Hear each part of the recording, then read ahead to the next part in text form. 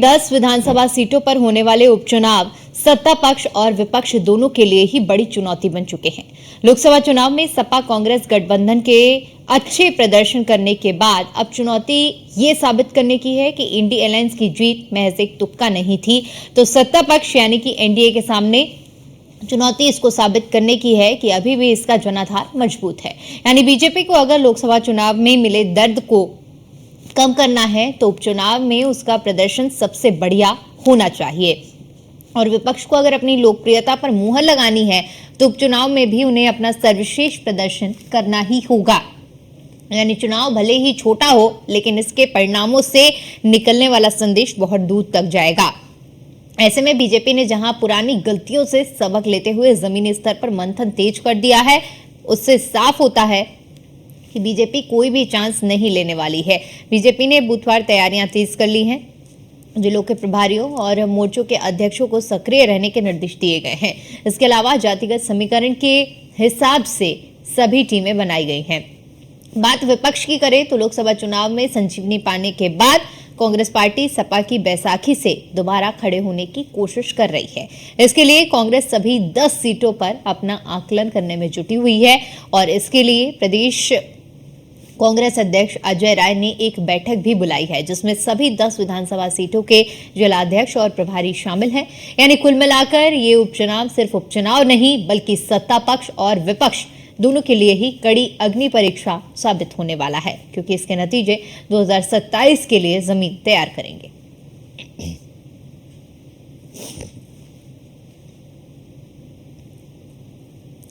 तो यूपी में 10 सीटों पर उपचुनाव होने वाले हैं, और इन उपचुनाव को लेकर सभी दल तैयारी में जुटे हुए हैं। जहां एक बार बात करें इंडी अलायंस की, तो इंडी अलायंस भी पूरी तैयारियों में जुटा हुआ है। सपा और कांग्रेस, तो वहीं दूसरी ओर बीजेपी भी अपनी तैयारियों को धार देने में जुटी हुई है।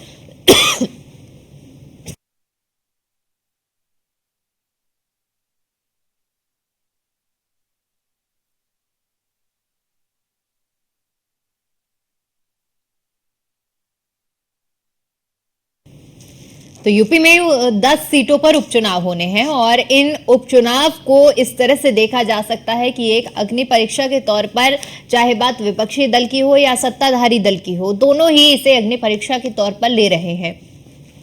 चूंकि बीजेपी के सामने अपने अस्तित्व की लड़ाई है। एक तरफ लोकसभा चुनाव के परिणामों ने बहुत बड़ा प्रश्न चिन्ह बीजेपी के लिए छोड़ दिया है, तो वहीं दूसरी ओर जहां समाजवादी पार्टी और कांग्रेस ने बेहतरीन प्रदर्शन करते हुए लोकसभा चुनाव में अपनी सीटों में इजाफा किया है, तो ऐसे में इन सीटों का बढ़ना क्या महज एक तुक्का था, या असल में लोकप्रियता बढ़ी है समाजवादी पार्टी की और कांग्रेस की, ये मंथन करना बेहद जरूरी है। और इसका आकलन साफ होगा इन 10 उपचुनाव की सीटों के नतीजों से।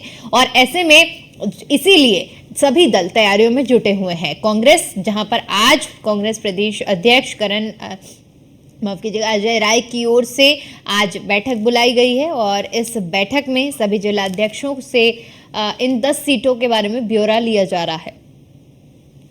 हालांकि जानकारी सूत्रों के मुताबिक ये सामने आ रही है कि समाजवादी पार्टी 7 सीटों पर चुनाव लड़ेगी इन उपचुनाव में, और 3 सीटों पर कांग्रेस उपचुनाव लड़ेगी। ऐसे में वोट शेयरिंग क्या रुख लेती है, कितनी सीटों पर सहमति बनती है, ये तो बात की बात होगी। लेकिन फिलहाल के लिए अगर तैयारियों की बात करते, उधर अखिलेश यादव की भी तस्वीर सामने आई थी जब अयोध्या में उन्होंने साधु संतों से मुलाकात की थी। चूंकि अयोध्या की मिल्कीपुर विधानसभा सीट भी खाली हुई है, वहां से अवधेश प्रताप पासी जो कि सांसद बन चुके हैं, और अब उनके सांसद बनने के बाद ये सीट खाली हो गई है। और ऐसे में इस सीट पर भी अखिलेश यादव की पैनी नजर है। चूंकि अगर अयोध्या की हम बात करते हैं तो फैजाबाद लोकसभा सीट से इस बार समाजवादी पार्टी के उम्मीदवार अवधेश प्रसाद पासी, जो कि विधायक थे और अब सांसद बन चुके हैं, और लोकसभा चुनाव में समाजवादी पार्टी ने इस सीट को जीता था। ऐसे में एक तरफ ये सीट भी बेहद महत्वपूर्ण हो जाती है। इसके अलावा अगर इन 10 सीटों के बारे में बात करते हैं तो ये तमाम वो सीटें हैं जिनमें से कुछ सीटें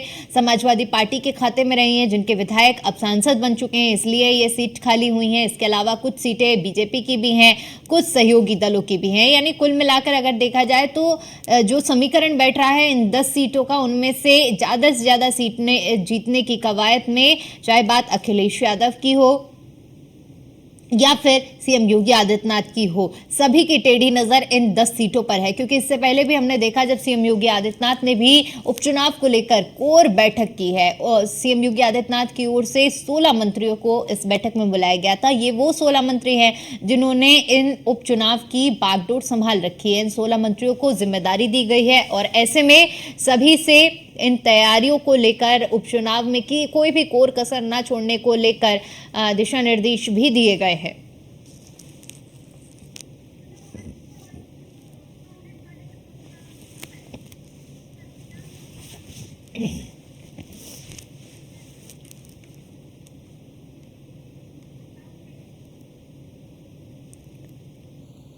और चलिए इसी मुद्दे पर करते हैं चर्चा करने के लिए हमारे साथ मेहमानों के खास पैनल जुड़ा हुआ है जिनसे मैं आपका परिचय करा देती हूं। शमशी आजाद जी हमारे साथ जुड़े हुए हैं, नेता हैं बीजेपी से। मोहम्मद आमीन जी हमारे साथ जुड़े हैं, पॉलिटिकल एक्सपर्ट हैं। और स्कंदिता मिश्रा हमारी संवाददाता हमारे साथ जुड़ चुकी है। स्कंदिता, आज सबसे पहले आपसे शुरुआत करते हैं क्योंकि देखिए जिस तरह से उपचुनाव के लिए रण पूरी तरह से तैयार है। बीते दिन हमने देखा कि मुख्यमंत्री योगी आदित्यनाथ की ओर से भी उपचुनाव को लेकर खासतौर पर उन मंत्रियों के साथ बैठक की गई जिन्हें जिम्मेदारी सौंपी गई है इन 10 सीटों की। तो वहीं दूसरी तरफ अगर विपक्षी खेमे में बात की जाए तो एक तरफ अखिलेश यादव जो कि अयोध्या के साधु संतों से मुलाकात करते हैं, सीधा संदेश देने का प्रयास करते हैं कि इस बार भी अयोध्या की सीट पर पेनी नजर है। इसके अलावा जो बाकी की 9 सीटें हैं वो भी जीतने के लिए पूरी तरह से तैयारी में है। वहीं आज कांग्रेस की भी अहम बैठक होने वाली है। 10 जहां पर जिन सीटों पर चुनाव होने हैं वहां जिला अध्यक्षों के साथ बैठक करने वाले हैं, यानी कोई भी कोर कसर छोड़ने के लिए राजी नहीं है।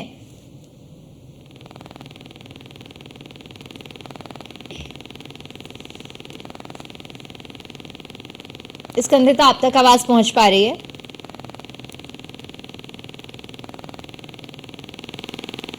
आ रहा था कि चुनाव तो सिर्फ एक ही सीट पर टक्कर देखने को मिलेगी, बाकी सब सीटें तो विपक्ष इंडिया गठबंधन जो है जीत ही लेगा।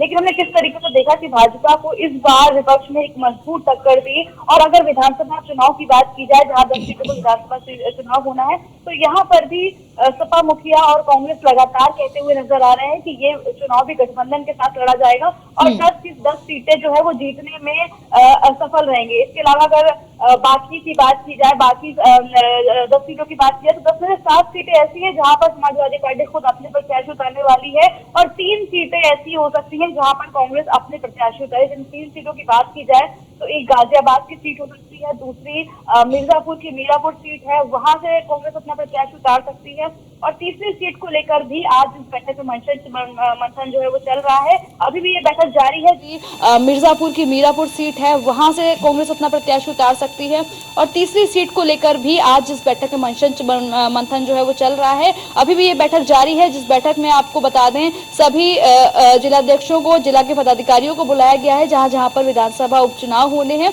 उनके साथ विचार विमर्श करके आज ये डिसाइड किया जाएगा कि आखिर कितनी सीटों की डिमांड समाजवादी पार्टी के आगे रखेगी कांग्रेस। क्योंकि हम देख रहे हैं कि गिव एंड टेक वाली पॉलिसी चल रही है इस चुनाव में। अगर एक तरफ कांग्रेस यहाँ पर सीटें जो है वो ले रही है 3 सीटें, तो वहीं वहां पर उनको महाराष्ट्र में और हरियाणा में भी सीट देनी पड़ रही हैं क्योंकि अखिलेश यादव ने लगातार अपनी पार्टी विस्तार को लेकर बात कर रहे हैं और महाराष्ट्र में और हरियाणा में सीटों को लेकर दावा कर रहे हैं। अगर महाराष्ट्र की बात की जाए तो वहां पर 12 सीटों की बात कर रहे हैं, हरियाणा की बात की जाए तो वहां पर 5 सीटों का दावा कर रहे हैं अखिलेश यादव। तो कहीं ना कहीं हम देख रहे हैं कि अब इंडिया गठबंधन जो है वो गिव एंड टेक वाली पॉलिसी पर काम करता हुआ नजर आ रहा है। एक और जहां पर वो महाराष्ट्र हरियाणा में सीटों की डिमांड कर रहे हैं उस बिहाफ पे वो यहाँ पर यूपी में कांग्रेस को जो है 3 सीट देने की बात कर रहे हैं और उनका मानना है ये 10 के 10 सीटों पर चुनाव जो है वो उसमें जो है वो भाजपा को कड़ी टक्कर देते हुए नजर आएंगे। अगर अयोध्या की बात की जाए तो अयोध्या की मिल्कीपुर की सीट है जहां पर अवधेश कुमार प्रसाद जो है वो वहां से सांसद हैं।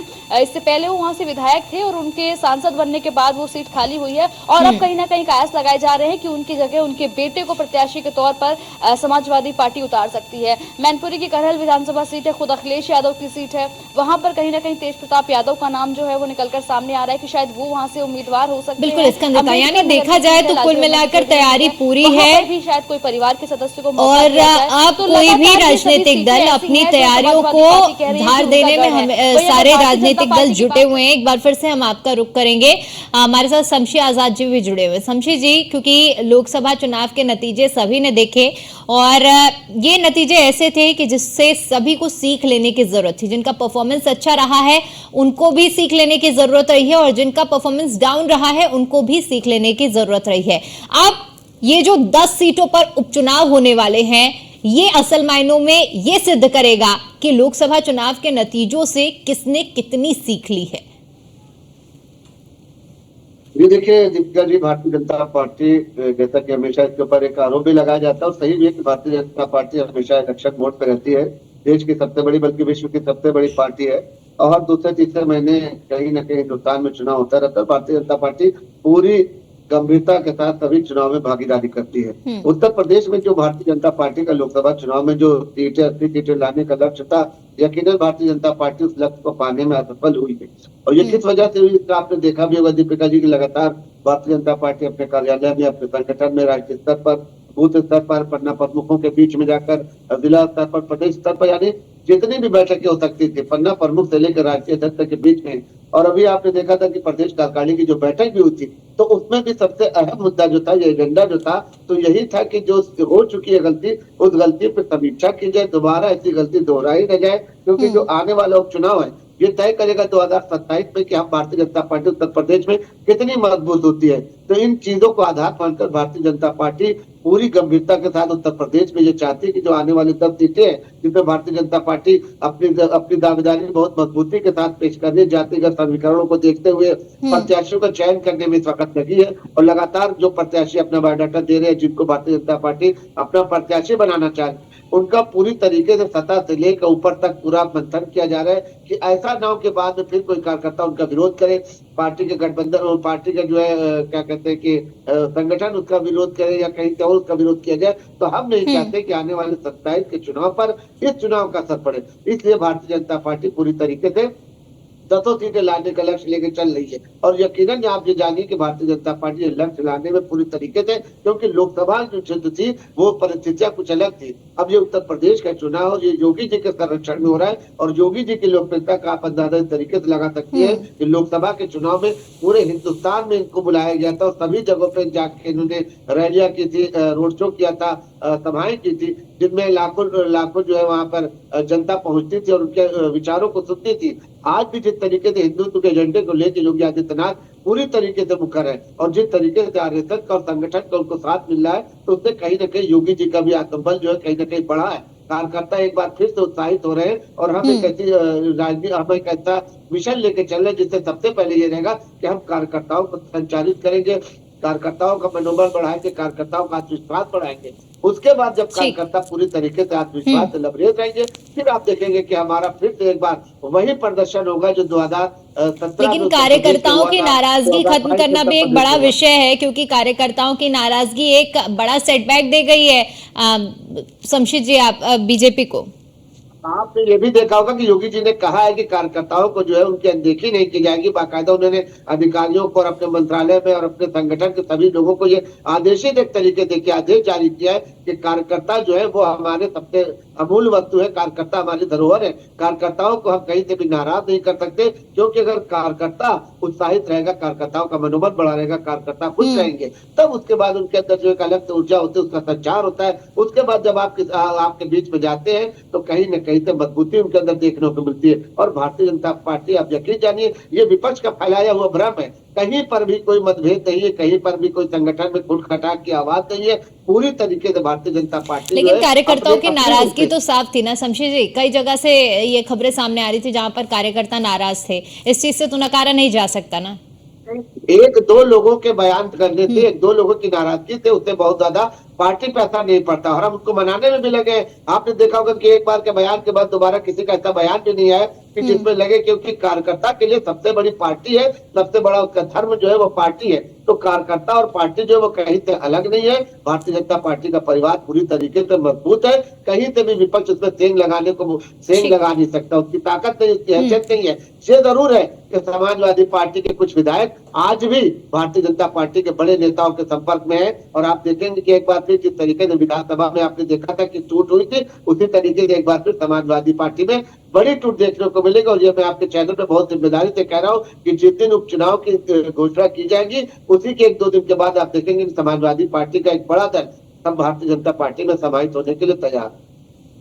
यानी जोड़ तोड़ की राजनीति देखने को आने वाले समय में मिलने वाली है, बड़ा दावा कराया है शमशी जी आपने। खैर इस पर चर्चा करेंगे। हमारे साथ शमशी जी भी जुड़े हुए। शमशी जी, आपसे समझना चाहूंगी कि राजनीतिक तौर पर अगर देखा जाए तो ये कहना गलत नहीं होगा कि ये उपचुनाव अस्तित्व की लड़ाई है, जहां एक और समाजवादी पार्टी और कांग्रेस जो नतीजे लोकसभा चुनाव में रहे हैं उसको कहीं तुक्का ना साबित हो, उसको लेकर अपने अस्तित्व को बचाने को लेकर इन चुनाव में अपनी पूरी ताकत झोंक रहे हैं। वहीं बीजेपी अब, क्योंकि लोकसभा चुनाव में जो अनुमान से इतर नतीजे आए थे उसको अपने अनुमान के अनुसार करने के लिए इस पूरे चुनाव में ताकत झोंक रही है। अब अगर देखा जाए तो इस पूरे 10 सीटों के चुनावी समीकरण को अगर समझने का प्रयास करें तो आप किस तरह से देख रहे हैं इसे?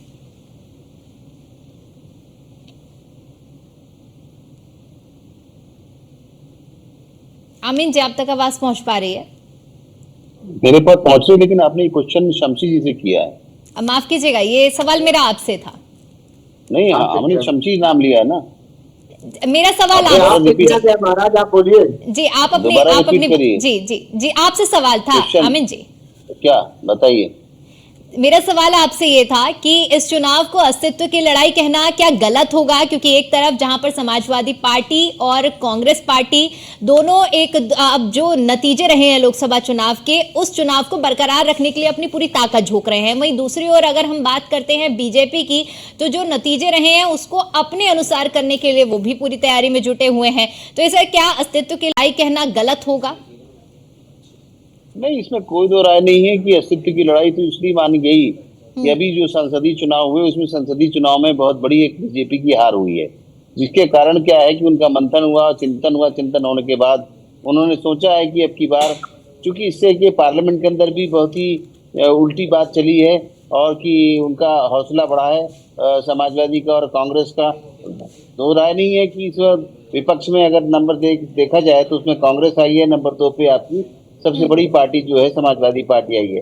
इसलिए इनकी जोड़ी जो है, इनका हौसले बुलंद हुए हैं और पार्लियामेंट में भी हर जगह मुद्दा उनका छाया हुआ है। तो इस बात को कम करने के लिए अब की बार योगी जी पूरा प्रयत्न कर रहे हैं और अपने अच्छे से अच्छे प्रत्याशियों को उतारने की कोशिश करेंगे और समीकरण को देखेंगे, जिससे कि जो पहले बार भूल हो चुकी है किसी वजह से, किन्हीं कारणों से, मैं नहीं जाना चाहता इतनी लंबी बातों में, लेकिन हाँ, जो आने वाला समय है वो बिल्कुल इस बात में तय करेगा दीपिका जी की ये जो जीत के आएंगे लोग, जब जो स्थिति स्पष्ट होगी 10 सीटों की, उससे उत्तर प्रदेश का भविष्य बिल्कुल नो डाउट कि उसमें सामने नजर आएगा कि स्थिति इस वक्त जनता की क्या है और जनता के कैंडिडेट की क्या है, और पार्टियों, दोनों ही पार्टियों की, जिसमें बीजेपी और कांग्रेस और समाजवादी, इनकी भी पार्टियों की भी हैसियत पता चलेगी कि इस, चूंकि सबसे बड़ा क्या है, जो प्रदेश है इंडिया के अंदर सबसे बड़ा प्रदेश है भारत के अंदर, उत्तर प्रदेश है। सबसे ज्यादा 80 सीटें यहीं से आती हैं। उसके बाद एमएलए की जो पोजीशन आएगी 10 सीटों में,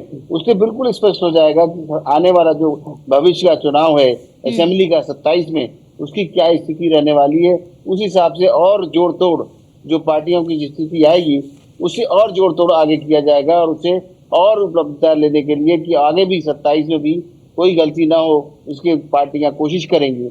मैं तो समझता हूं कि जो हार हुई है, अच्छी खासी एक हार हुई है, उससे जो बीजेपी पूरा अपना ध्यान जो है अपने पार्टी के वर्करों के ऊपर, अपने शासन के ऊपर, अपने संगठन के ऊपर लगाएगी और उससे जो स्थिति स्पष्ट होगी ये यही होगी कि 10 सीटों में कितनी सीटें वो जीत सके हैं, क्योंकि अभी कुछ कहा नहीं जा सकता कि किन सीटों पर क्या स्थिति, क्योंकि असेंबली का चुनाव अलग होता है, पार्लियामेंट का अलग चुनाव होता है और नीचे स्तर पे जो पार्षद हैं या नगर परिषद है उनके चुनाव अलग होते हैं। तो ये असेंबली का चुनाव है और ये स्टेट की प्रतिष्ठा दांव पे लगेगी, जिसमें कि अभी कहा जा रहा था कि इसके अंदर बीजेपी के अंदर बहुत नाराजगी है। ऐसा नहीं है, उन्होंने अपने मनाने की कोशिश की, अपने वर्करों को और समझाने की कोशिश की है, और कहाँ तक कामयाब होते हैं जनता को समझाने में और अपने वर्करों को समझाने में, ये स्थिति स्पष्ट हो जाएगी।